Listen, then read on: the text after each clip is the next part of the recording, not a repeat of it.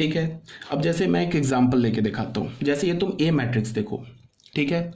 इस ए मैट्रिक्स का अगर तुम डिटर्मिनेंट कैलकुलेट करोगे तो क्या होगा, 0 -(-4) +4, तो वो तो इक्वल टू 0 नहीं आया, बट ये इवन ऑर्डर का एक 2x2 ऑर्डर का स्क्यू सिमेट्रिक मैट्रिक्स है, ठीक है। तो यहाँ से हमें इसका डिटर्मिनेंट क्या मिला, नॉट इक्वल टू 0। और इसके बाद हम लोग देखते हैं एक बी मैट्रिक्स लिया, नल मैट्रिक्स लिया। अच्छा ठीक है, एक बात और, जो नल मैट्रिक्स होता है ना इवन ऑर्डर का, सॉरी नल स्क्वायर मैट्रिक्स जो होता है वो स्क्यू सिमेट्रिक भी होता है और सिमेट्रिक भी होता है, याद रखना। Null matrix is both symmetric as well as skew symmetric. तो ये मैंने 2x2 ऑर्डर का एक नल मैट्रिक्स लिया, तो ये स्क्यू सिमेट्रिक भी है और सिमेट्रिक भी है। अब अगर मैं इसका डिटर्मिनेंट कैलकुलेट करूंगा तो ये तो 0 आ जाएगा, किसी भी नल मैट्रिक्स का डिटर्मिनेंट 0 होता है। तो यहाँ से हमें क्या पता चल रहा है कि एक 2x2 ऑर्डर का इवन ऑर्डर का स्क्यू सिमेट्रिक मैट्रिक्स का डिटर्मिनेंट वैल्यू 0 आ गया। और फिर यहाँ से हमें क्या पता चला कि एक 2x2 ऑर्डर का इवन ऑर्डर का डिटर्मिनेंट वैल्यू क्या मिल गया, ये भी हमें 0, ये नॉन 0 मिला। तो कुछ भी हो सकता है।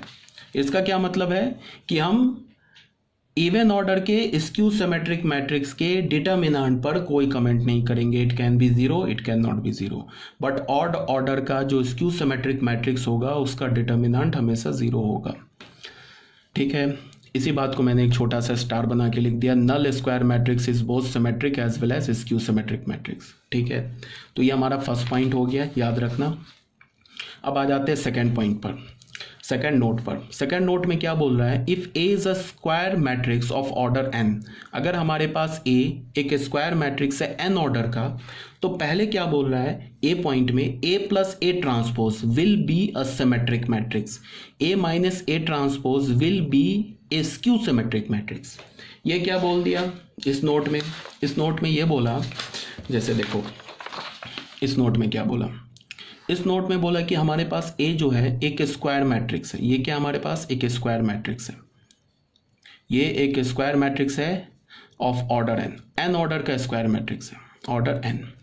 तो ये क्या बोल रहा है कि a प्लस ए ट्रांसपोज, ये जो मैट्रिक्स होगा ना, ये हमेशा एक सिमेट्रिक मैट्रिक्स ही होगा। इसका मतलब क्या है कि तुम किसी भी स्क्वायर मैट्रिक्स में उसके ट्रांसपोज को ऐड करोगे तो वो एक सिमेट्रिक मैट्रिक्स बन जाएगा। और a माइनस ए ट्रांसपोज ये हमेशा एक स्क्यू सिमेट्रिक मैट्रिक्स होगा। ये क्या होगा, स्क्यू सिमेट्रिक मैट्रिक्स होगा। इसका क्या मतलब है कि तुम किसी भी स्क्वायर मैट्रिक्स में अगर तुम ए ट्रांसपोज उसके ट्रांसपोज को सब्ट्रैक्ट करोगे तो वो हमेशा एक स्क्यू सिमेट्रिक मैट्रिक्स बन जाएगा, ठीक है। अब प्रूफ क्या है, प्रूफ देख लो, बहुत आसान है। हमने क्या किया, a प्लस ए ट्रांसपोज, इसे हमें क्या प्रूफ करना है कि एक सिमेट्रिक मैट्रिक्स है, ठीक है। तो ये हमें प्रूफ करना है। तो a प्लस ए ट्रांसपोज ये भी तो एक खुद मैट्रिक्स है ना। मान लो कि इसको हमने c बोल दिया, सपोज दैट c बोल दिया, ठीक है। अब मैंने क्या किया, यहाँ से c का ट्रांसपोज लिया, तो c का ट्रांसपोज लूंगा तो क्या हो जाएगा, a प्लस ए ट्रांसपोज का ट्रांसपोज। अब ट्रांसपोज की प्रॉपर्टी हमने ऑलरेडी कर रखी है, a plus B transpose is equal to A transpose plus B transpose. तो इसको हम क्या लिख सकते हैं, ए ट्रांसपोज प्लस बी की जगह ये काम कर रहा है, तो इसे हम क्या लिख सकते हैं, ए ट्रांसपोज का ट्रांसपोज। तो ए ट्रांसपोज तो ये रह गया, ये ए का डबल ट्रांसपोज हो गया, तो इसको हम ए लिख देते। तो हमें यहाँ से क्या पता चला, C transpose is equal to, इसको पलट के लिख दिया, मैट्रिक्स का एडिशन कॉम्पिटिटिव होता है तो पलट के लिख दिया। तो यहाँ से हमें क्या मिल गया, ये फिर सी मिल गया। तो यहां से हमें क्या पता चला, C is equal to C transpose. This implies that जो C जो A प्लस ए ट्रांसपोज के इक्वल है, ये हमारा एक सिमेट्रिक मैट्रिक्स हो गया। क्लियर है ये। अब आ जाओ, हमें क्या प्रूफ करना है, A माइनस ए ट्रांसपोज को स्क्यू सिमेट्रिक प्रूफ करना है।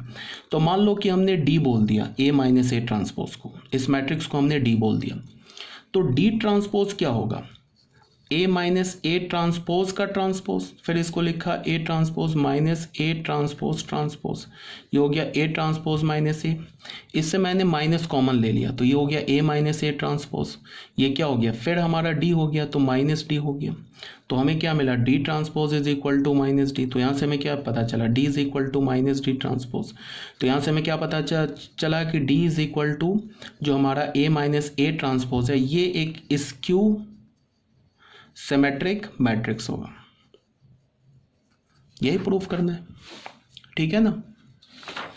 तो इसी बात को यहां प्रूफ कर रखा है, देख लो, ठीक है। ये देख लेना, ए प्रूफ बी प्रूफ यहां तक प्रूफ कर रखा है। अब आ जाओ थर्ड नोट पर। थर्ड नोट क्या बोल रहा है? एक्चुअली ये जो सेकंड नोट है, ये थर्ड नोट है, ये एनसीईआरटी का नोट है, ये इंपॉर्टेंट नोट है। और इस थर्ड नोट पर याद रखना, ये इंपॉर्टेंट नोट है।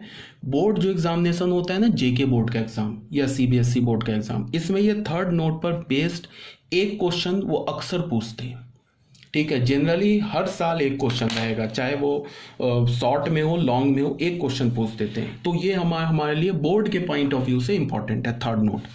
यहाँ थर्ड नोट में क्या बोल रहा है? Any square matrix A can be written as the sum of a symmetric and skew symmetric matrix. दुनिया का कोई भी स्क्वायर मैट्रिक्स ले लो, उसको तुम एक सिमेट्रिक मैट्रिक्स और एक स्क्यू सिमेट्रिक मैट्रिक्स के टर्म में लिख सकते हो या टर्म में रिप्रेजेंट कर सकते हो, ये बोला जा रहा है। मतलब क्या है वो अभी देख लेते हैं। अब तुम पहले ये बताओ, चलो इसको मैं समझाता हूं यहां पे।